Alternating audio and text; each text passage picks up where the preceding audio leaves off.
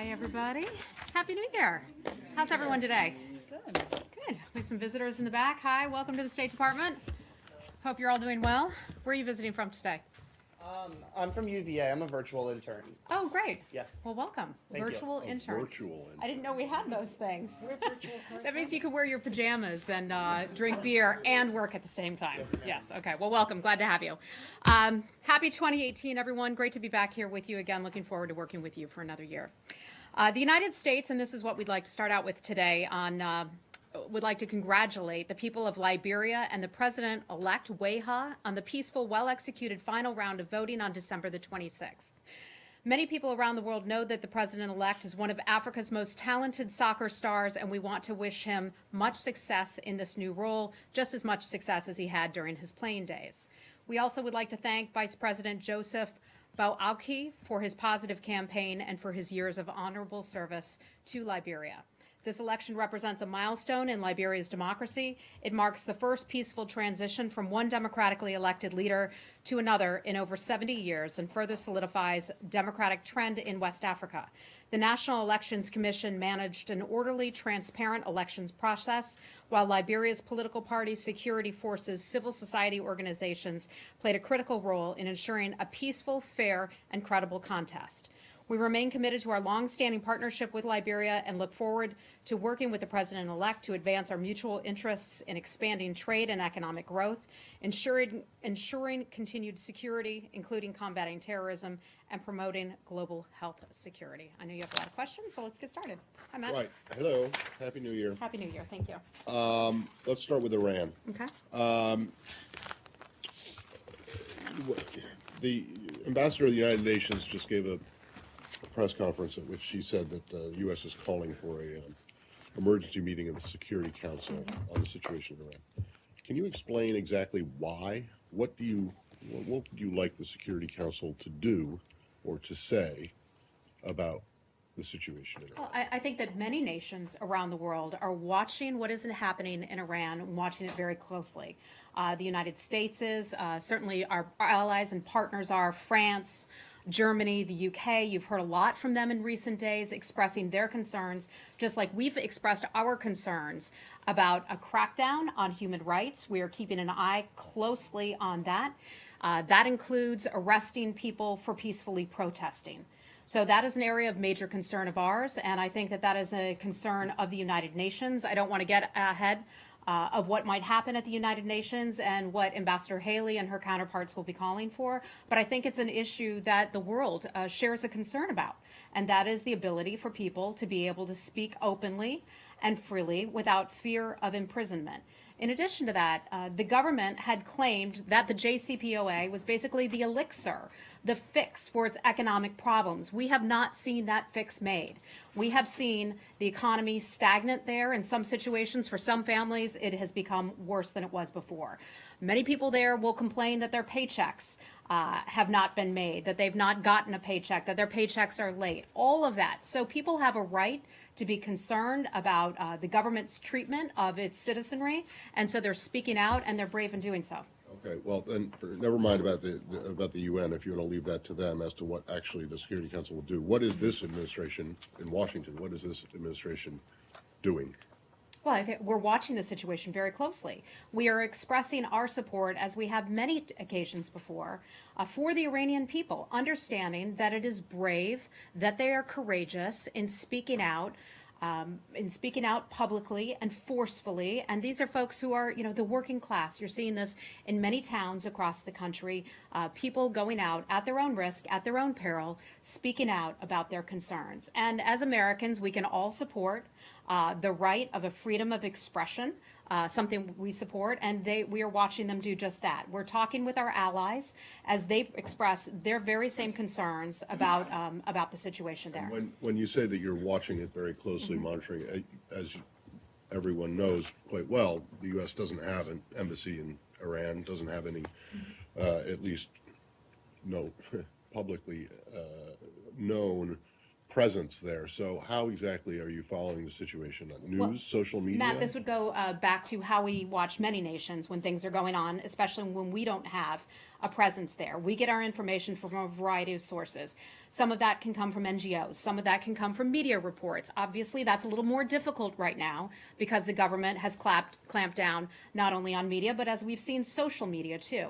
We expect and we certainly hope that people will be able to access social media and speak freely there, just like we've seen them speak on the streets. Right, so we'll get that from a variety of sources. Some of that will include intelligence, our partners on the ground, and many other nations as well. Last one. So you are, in fact, calling on the government of Iran to restore any social media that may have been blocked? Well, I think that would certainly be an important thing for them to do. You know, we support a freedom of the press here in the United States. We support the right of voices to be heard. And when a nation clamps down on social media or websites or Google or news sites, we ask the question, what are you afraid of? What are you afraid of? We support the Iranian people and we support their voices being heard. And are you considering sanctions? We don't get ahead of sanctions, but that is one toolkit. A couple things that we have in a very broad and wide toolkit. There are a range of options that we certainly have going forward. And that's why I say we are watching reports very carefully of any potential human rights abuses of these protesters who are protesting peacefully. Okay. Hi, Andrea. Nice to see you. Happy New Year to you. Thank you. First of all, is there anything that the U.S. can do to help restore access to social media to the Iranian people? Not that I'm aware of. I mean, look, I'm not a tech expert. There are lots of ways that people can get information through different sources and different apps and all of that, but I'm not aware of anything in particular that we as a government are able to do, but we're watching it carefully. And speaking of social media, one of the president's first tweets on this was, he said, change is needed. Mm-hmm. Is he calling for regime change? No, I think what the president is talking about is exactly what the Iranian people are saying, that they want change. They want the government to start taking care of them. We've heard from some of the protesters their concerns about that nation's money being spent on exploits in other countries. Syria, Iran's support for Hezbollah, Iran's support for weapons being sent around the world, as opposed to spending that money on its own people. So I think when the president calls for change, he's calling for the Iranian government to make changes for its own people, and the same thing that the Iranian people are calling for. And is there a risk that some experts are expressing about modulating the tone, in that the president's tweets, if they are too strong in solidarity with the protesters, could backfire, could support the hardliners, could lead to a crackdown? The Iranian regime is always going to come up with reasons to try to claim that other governments are responsible for some of their own problems at home, that other governments are responsible for their own people speaking out. This is not the first time that we've seen the Iranian people speak out about their concerns of their treatment under their regime. We saw that almost 10 years ago. We're seeing it once again. The issue's slightly different, but they remain the same. Okay. So when you say that the U.S. has expressed support for these protesters, what is it that the U.S. wants them to do or accomplish? This is largely the same as we would say in any country, whether it's Venezuela and people conveying their concerns about the humanitarian situation in Venezuela, in other countries where people protest. We want them to have the right to speak freely, to peacefully protest, just as people do in the United States, and to be able to do that without fear of retribution. So does the U.S. want them to continue to protest? Look, if that's up to the Iranian people. We are not going to tell the Iranian people what to do, but we do believe that if Iranian people are going to peacefully protest, that they should be allowed to do so. You mentioned working with allies, but in the past couple of days, I know that there's been this work among several to craft this strongly worded joint statement condemning Iran. But that hasn't happened yet, and it seems like there are a number of problems. Can you talk about the status of that? And if there can't even be consensus on a strongly worded statement? Michelle, I think you're getting way too far ahead on this one, okay? A lot of people want to see statements. We're having very good conversations with our allies. We have seen that we are in agreement with our allies, with France, with Germany, with the UK as well. You've read their statements. Boris Johnson, for example, calling on all concerned to refrain from violence and international obligations on human rights to be observed. The French foreign minister a number of victims of arrests, a tremendous concern of theirs. The right to protest freely is a fundamental right. Those are the same things that we are calling for. I'm not going to adhere, I don't think the U.S. government and the other governments are going to adhere to any kind of arbitrary timeline for getting something on paper. I have to remind you all, yesterday was a holiday. This is our first day back from a holiday. There is no disagreement where we stand. Okay. Hi, Arshad. Hey, you talked about your concerns about human rights. Are you calling for the Iranian security forces to exercise restraint in their treatment of protesters? Yes, absolutely. I mean, anytime you have people out there who are protesting peacefully, and that's what we've seen. We've seen people holding up signs. We've seen people walking through the streets. That has been the primary kind of protests that we have seen. Security forces, we would always urge them to use restraint, to not overstep the bounds and harm protesters unnecessarily. And do you think that they have, because you're aware obviously of the number of deaths and the increasing number of deaths, do you believe that they have, any of the Iranian security forces have used excessive force thus far? Arshad, I'm obviously not there on the ground, so I'm not at liberty to, characterize what has actually happened and whether there are instances of excessive force that were used or not. But I can tell you we're following this very carefully. And one more from you on this. You mentioned 2009. One of the challenges that the administration faced, that the former U.S. administration faced in 2009 after the elections, was one of not tarnishing the protesters by too warm an American embrace. Mm-hmm.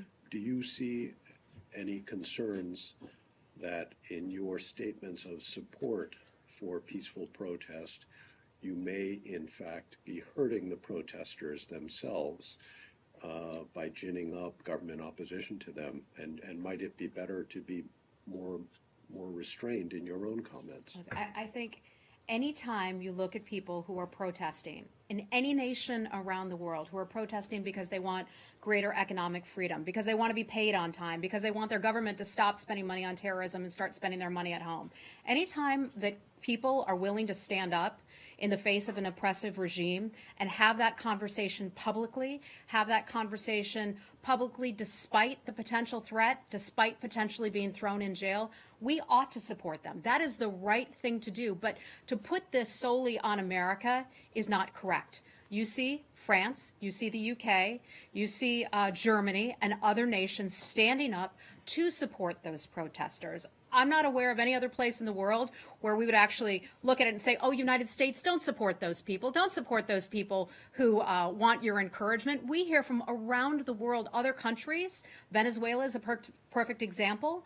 When we have spoken out on their behalf, or let me back up, not on their behalf, but when we've spoken out in support of their voices being heard, they have said to us, thank you.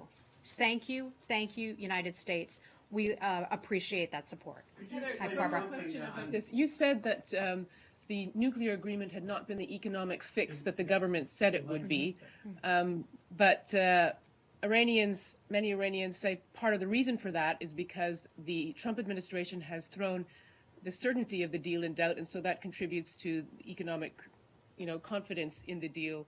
And therefore, the support that I can only point to many European companies are still doing business with Iran, so they are able to do those deals. This sort of weakens the support they see from the United States on this factor. Is this going to have any effect on the decision this month about whether to waive the sanctions again, whether to decertify again? This administration looks at Iran through a much broader lens than just the JCPOA. The administration is taking steps to fix its flaws. I'm not going to get ahead of what Congress is working on, but those conversations are taking place, and some of those negotiations are taking place between Republicans and Democrats and the White House to fix the fundamental flaws of the JCPOA. So we can look at Iran through a broader lens than just the JCPOA and look at its destabilizing activities, as we talked about with Syria, in places like Yemen, you name it, Iran involved in some of those nefarious activities. Hi, Saeed. I think it's another place where there are protests. and Wait, so wait, on. finish, Right. finish Iran. Okay. I have a question related to what you've been saying about Syria, Yemen, Iranian intervention outside its borders and its aggression. An envoy of Ayatollah Khamenei met yesterday with the head of the al-Nujaba militia in Iraq. It's an Iraqi part of the hostile Shabi, and Khamenei's envoy praised its role in Iraq and Syria. What is your comment on that, particularly as you just condemned Iranian involvement in Syria? Yeah, I'm not aware of that meeting, so I don't want to comment. If that did even take place, so I just don't want to comment on that. It was in the Iranian press. I'd be happy to share it with you. Okay, well, I'm not going to necessarily believe the Iranian press, but I just am not going to How comment about on the something. Iraqi press? You don't see Iranian aggression in Iraq, like in Kirkuk? Look, we have discussed many times our concerns about Iran's activities. Just a very specific technical point on the sanctions and on the social media. Yeah. One of the social media platforms that's not available in Iran is Signal, and that's a useful one because that's an encrypted one. It's one that activists or journalists, including myself, can use to communicate secretly. It's not available in Iran not because it's been blocked, but because Google doesn't provide one of the platforms which services this to Iranians because of the sanctions. Is Google overinterpreting the sanctions, or Dave, there's an American company that I'm could going be to answer providing a you helpful tool as to them? honestly as I can. I have no idea. I can connect you with some of our sanctions experts who might know more about Google and Signal and their relationship and how they operate or don't operate in Iran. I'm afraid I just don't have any information on that. Without asking you to speak on behalf of the protesters, you do support their aims. We support peaceful protests in Well, you support- Iran, you in sup- Venezuela, Yeah, in but other you support places. what these specific protesters are protesting. Well, I can't comment specifically on what every protester is calling the for. general- the general theme. in general, when they ask for their voices to be heard, when they ask for a better economy, when they ask for the government to spend money on their own country as opposed to terror exploits overseas or in other countries, sure, we would certainly So when they support say that. death to Khamenei, you would support that. Matt, I'm not going to go. I'm not going to see. That's why you're trying to trap me into something like that. I'm not going to go there. just trying to That is figure out that is because not our policy. But we hear what the Iranian people are saying, and just like people in the United States can say things that are very inflammatory. And they're allowed to say that here, the right to free speech. People say that in other countries as well. They have a right to have their opinions on that matter. One of the administrations, and this not just this administration, a long time U.S. Policy goal has been for Iran to stop supporting Hezbollah in Lebanon, and at least going back to 2014 to stop intervening in Syria. So when the protesters say, get out of Lebanon, stop supporting Hezbollah, get out of Syria, stop supporting Assad, you do agree with that, right? Well, we certainly have expressed, and you know this, we've expressed our concerns many times about Iran's activities in Syria and Yemen, elsewhere. I mean, you've asked me numerous times here, name the countries of concern that Iran is involved with, and I've named those for you on many occasions. Iran, Yemen, Syria, you name it, where they're involved. Thanks, Lori. So as long as what the protesters are protesting, or as long as their message lines up with the administration's policy position, you support them. Matt, I think you're wrong there, and here's why. Because as a general matter, we support peaceful protests and conversations that may not always be convenient to the United States, that may not always be convenient to that host country. We talk about that. We talk about the right to free speech. We believe that that is a fundamental human right. Whether it's here, whether it's in Iran, whether it's in Russia, you name the country, we support that free speech. You know that. Okay. Can I take you just a bit further on what you're saying? Do you All right, then we'll support move free- on, because we're starting to get... Do you support free speech for the Palestinians Look, we support free speech. You know that. and their right to protest? And a right to And you protest. get appalled when 15 and 16-year-old girls are taken in the middle of the night and punched and kicked and stand before a military court. Do you condemn that? Teenagers, young people, yes, absolutely. Yes, I'm talking about a very young teenage Palestinian, Ahad Tamimi, who was taken in the middle of the night. She stood before a military court yesterday with 12 charges and so on. Do you urge the Israelis to release the young teenager? Yeah. Saeed, I'm not going to have as much for you as you want on this particular situation. I'm a mom, of small children. I think any parent watching could relate to concerns about the treatment of children. We believe that all individuals, especially children, should be treated humanely. They should be treated with respect for their human rights, their individual rights. I'm not going to have anything more for you on that. I'd have to refer you to the government. The principle that the Israelis ought to release 300 kids who are under the age of 16. Saeed, I don't have any information on that, so I just can't confirm that that is the actual. Let me ask you a couple of things on the Palestinian-Israeli issue. There was an article in the New York Times that says that the Israeli government was emboldened by the U.S. recognition of Jerusalem, by all that transpired in the last couple of weeks, to basically do what they did yesterday and basically annex the West Bank. What is your? I'm afraid I don't have anything for you on that. You don't have a position on this? I don't have anything for you on that particular report. Okay, I can get back to you and see if I have anything more.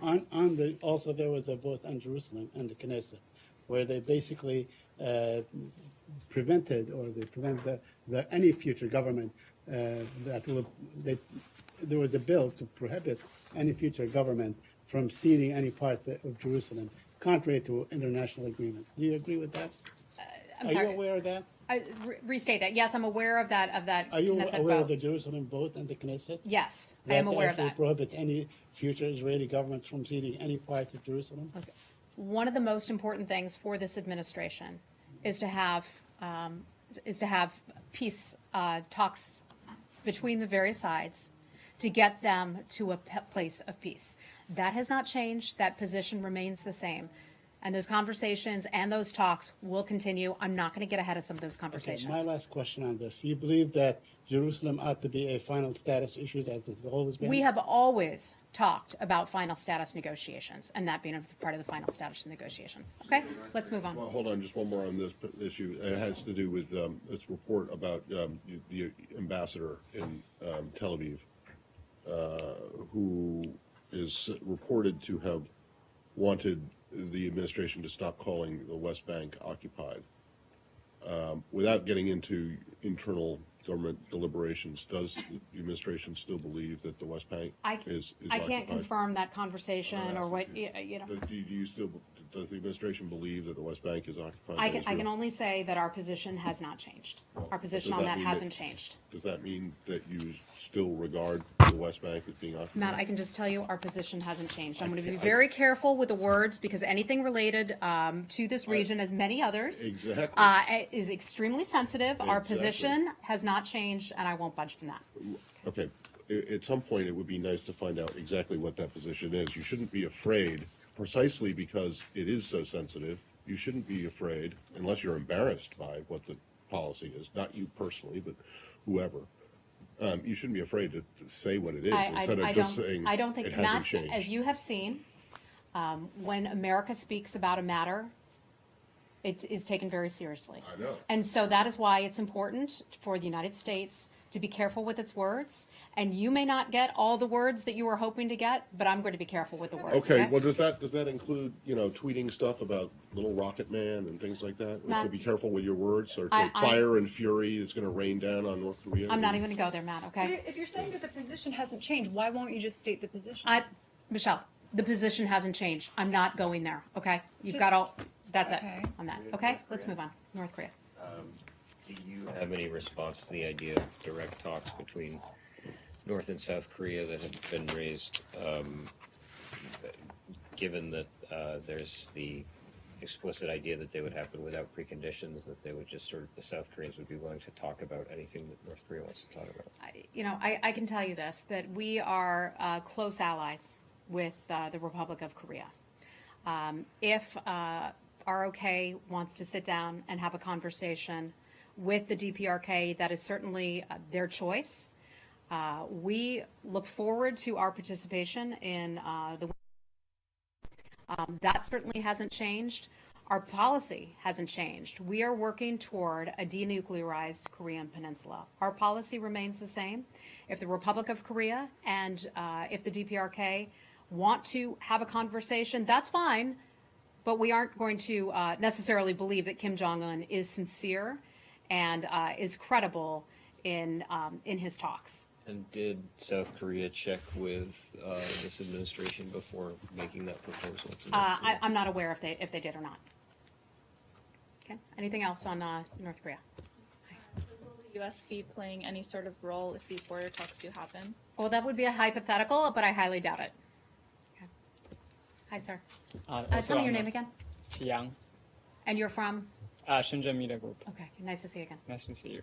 Kim Jong-un gave a New Year's speech, and he mentioned that the nuclear button will be used if North Korea's security is threatened. So do you think it's a signal of asking for peace, which meaning no threat, then no nuclear war at all? We've heard his kind of rhetoric before, so it's really nothing new. I often don't comment on the comments of specific foreign leaders, so I'm not going to comment on that. But we've heard that kind of thing before, and our policy remains the same.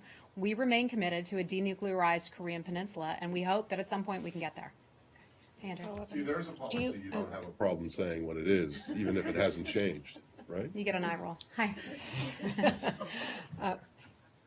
Can I follow up on that? Does the administration think it is a good thing that President Moon has responded and is willing to hold talks with the North, and that those talks will not include the United States? Are direct talks between North and South a positive or a negative? You know, this is a situation we're still just assessing right now. The comments were just made yesterday. So I don't want to get ahead of any official position that we might take on that, but we're assessing the situation. Well, yesterday's 24 hours is a long time to assess. It's a long time in TV news. That's No, where it is. That's where it's a long time. in diplomacy to assess whether direct talks between North and South are a good thing or a bad thing. Well, I stated our position so far, and right now, if the two countries decide that they want to have talks, that would be certainly their choice. We have a very strong relationship with the Republic of Korea, as we do with Japan. We have had a strong alliance with them for many, many decades. That hasn't changed. Kim Jong-un may be trying to drive a wedge of some sort between the two nations, between our nation and the Republic of Korea. I can assure you that that will not happen. That will not occur. We are very skeptical of Kim Jong-un's sincerity in sitting down and having talks. Our policy hasn't changed. The South Koreans' policy has not changed, that we both support a denuclearized Korean peninsula, as frankly does the world. Is this successfully driving a wedge in that these bilateral talks will not include the U.S.? I don't think so, Andrea. And again, I'm not going to get ahead of that. Okay. Hi, Rich. Okay. Go ahead. Hi, Dave. The goal of your maximum pressure campaign was the diplomatic and economic isolation of the North. Now the North is sitting down with its neighbour and Well, your they're close not. ally. They're not. I mean, Well, that's an idea that's being both discussed. sides So have I'm not going to get discussed. too into that. But If they do sit down, that's a blow for maximum pressure. again, that is a hypothetical. What I can tell you that the United States, and we just saw the UN Security Council resolution that passed a week or so ago.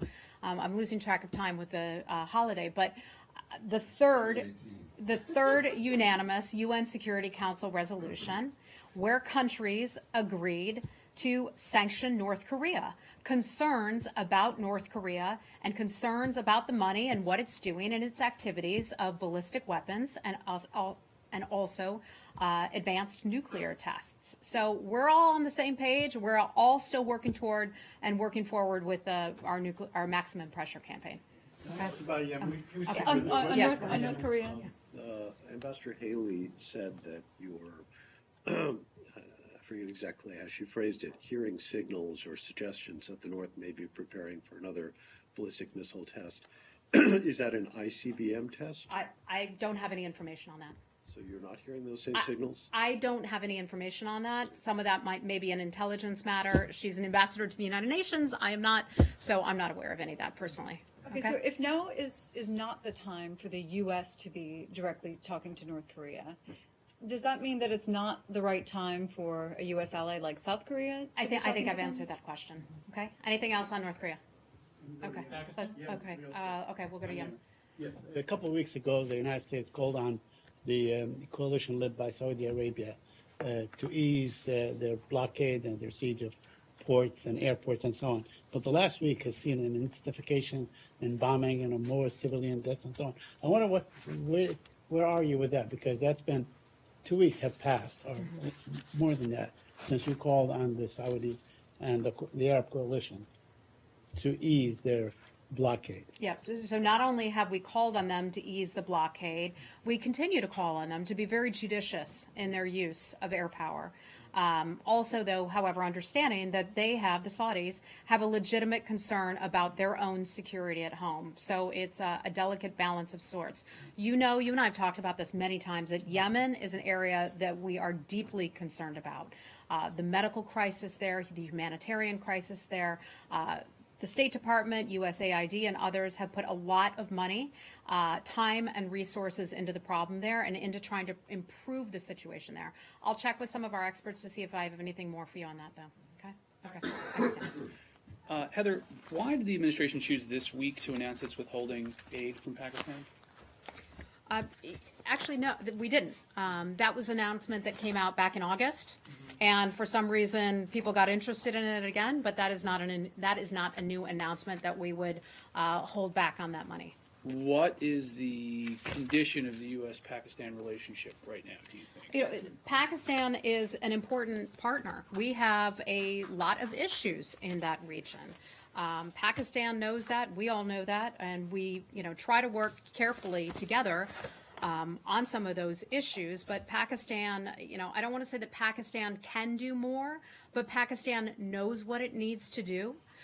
We expect Pakistan, and we've made clear, and the president has made clear in the past, also through his new strategy that was announced back in August about the new Asia strategy, that the United States expects Pakistan to take decisive action against the Haqqani network and other militants who are operating from its soil, and they need to earn essentially the money that we have provided in the past in foreign military assistance. They need to show that they are sincere in their efforts to crack down on terrorists. The president made that speech in August. Between the August speech and today, has there been any change in Pakistan's posture, or has there been any movement towards the president's goals? Well, I think Secretary Tillerson and also Secretary Mattis spent some time over there in Pakistan not too long ago. And they shared with the Pakistani government and their counterparts our concerns. We would like Pakistan to do more through cooperation. They have a lot. It's not just us. We're not the only ones who benefit from it, but they have a lot to gain through additional cooperation on the issue of terrorism. So we expect them to take greater actions. And would you say they've done anything additional in the last 4.5 months? I'm not going to characterize it that way, but I think the president's tweets and his comments were very clear that we expect Pakistan to do that. And the president said that $33 billion or $35 billion in aid. The Pakistani government has disputed that. Are the president's figures correct from his tweet of yesterday? You mean in the overall aid number that the United States has provided over a certain period of time? Let me double check that. But I would go with what he said. What we are now talking about, the president is talking about, is a $255 million for fiscal year 2016 in the foreign military financing. That's what the president was specifically referring to. Okay. We're going to have to wrap it up. Its ambassador. Yes. Our ambassador did meet with the Pakistanis. I believe it was last evening. In Pakistan, and he described that meeting with me, he described that meeting to me as a professional meeting, a professional meeting, professional in tone. Washington? Pardon me? Did the Pakistanis recall their ambassador from Washington? Not that I'm aware of, but I'd have to refer you to the government of Pakistan for that. Heather, since you raised the president's tweet about this, he also called the Pakistanis deceitful, having I think Rich actually raised that, but okay. Well, you mentioned. Oh, I commented on it. So therefore, I'm not going to comment on some of these things because then you all will use that as an excuse. Well, yeah, exactly. So, do you agree with the characterization of the Pakistanis being deceitful, devious, two-faced about that playing a double game for far too long? I think the president and the president's Well, why don't you just read the tweet? the president's concern. I don't have it in front of me, but the president's the president's concern about Pakistan not taking enough action about terrorism is nothing new. The president had expressed that concern months ago. He expressed this at the beginning of the administration, as have many officials in the United States government. But he and a lot of other officials in the United States government also expressed great happiness and pleasure with Pakistanis when they managed to, after the rescue of the Canadian-American couple who were being held. Certainly. So that doesn't count anymore? Look, we were pleased with their cooperation. We certainly were. We have addressed that, but they can do more. And they haven't. They can do more. I'll leave it at that. We've got to go, guys. Thanks. Have a good day. The president also weighed in on the release of Huma Abedin's emails, and he said that he believes that she disregarded basic security protocol. Does the State Department agree with that? And if so, are there any repercussions for an action like that? Some of that is a hard matter for me to address here because I wasn't here at that time, a previous administration, so I don't know exactly what protocols she went through. I'm not aware of what potential ramifications there could be, if any. I can only say that we take our records management very seriously at the State Department. Records were released as a part of a FOIA request. The information was released last Friday. We are working to get through a backlog of FOIA requests. Some of that just takes time. Some of this is a matter of litigation, and we can't comment on matters that are ongoing litigation. Do you know if there's an ongoing investigation of whether or not she broke any protocol? I'm not aware of that. Okay. All right. Thanks, everybody. Thank you.